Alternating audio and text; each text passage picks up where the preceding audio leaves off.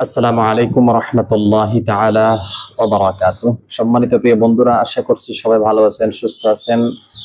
আমিও আলহামদুলিল্লাহ আপনাদের দোয়া ও ভালোবাসায় ভালো আছি, সুস্থ আছি, শুকরিয়া আদায় করছি আলহামদুলিল্লাহ। প্রতিনিয়ত প্রতিদিনের মতো আপনারা দেখছেন আপনাদের প্রিয় একটি চ্যানেল, এবং যারা আমার এই ভিডিওটি আমার ফেসবুক পেজ থেকে দেখছেন সবাইকে আমার আন্তরিক মোবারকবাদ। প্রিয় বন্ধুরা, থাম্বনেলের মধ্যে দেখে বুঝে ফেলছেন আজকে আমরা কথা বলবো পাগলা বান। তো এই পাগলা বান যদি কাউকে আপনি দেন তাহলে সে পাগল হয়ে যাবে।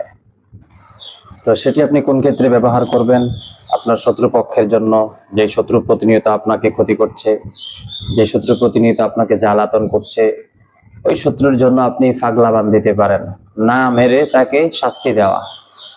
আপনি যদি নির্দিষ্ট সময়ের জন্য এই পাগলা বানটি করে রাখেন, সে নির্দিষ্ট সময় পর্যন্ত পাগল থাকবে।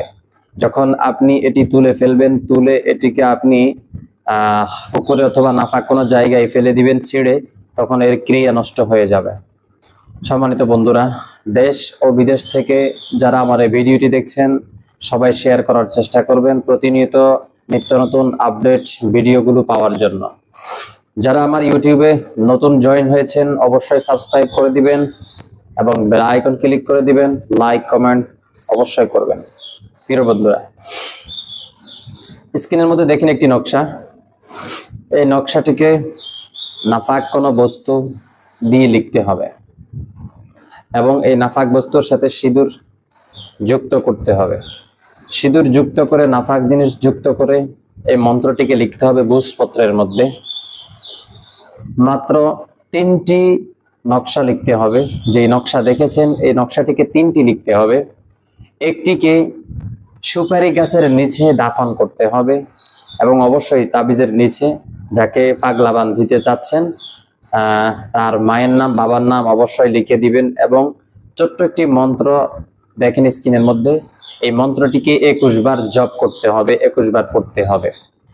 তো 21 বার পড়ার পরে আপনি অর্থাৎ এই তদবিরগুলো যখন আপনি লিখবেন, লেখার পরে যখনই আপনি প্রত্যেকটা তাবিজ পুঁতে ফেলবেন, বা যেটা করণীয়, প্রথমটা যেমন আপনি সুপারি গাছের নিচে দাফন করবেন, দাফন করার সময় এই মন্ত্রটি পড়বেন 21 বার। এরপর আরো একটি তাবিজ আপনাকে নদীর মধ্যে নিক্ষেপ করতে হবে, তখন আপনি এটি পড়বেন 21 বার। এরপরে আরেকটি তাবিজ আপনাকে আগুনের উত্তপ্ত আংড়ার মধ্যে ফেলে দিতে হবে, তখন আপনাকে পড়তে হবে আবার 21 বার। এইভাবে মোট আপনাকে 3 বার 21 বার করে পড়তে হবে, 21 বার 21 বার 21 বার করে পড়তে হবে। 3টা তাবিজ পুঁতে ফেলা, ফেলে দেওয়া, জ্বালিয়ে দেওয়া, এই 3টা কাজ আপনার শেষ হয়ে যাবে। আপনার সর্বোচ্চ সময় সীমা নিবে 3 থেকে 5 দিন পর্যন্ত। এই 3 থেকে 5 দিনের মধ্যে আপনি যে শত্রুকে পাগলা বান দিতে চাচ্ছেন, আপনার ওই কাঙ্ক্ষিত শত্রু পাগলা বানে আক্রান্ত হয়ে সে এমন অবস্থা হবে সে পাগলই হয়ে যাবে।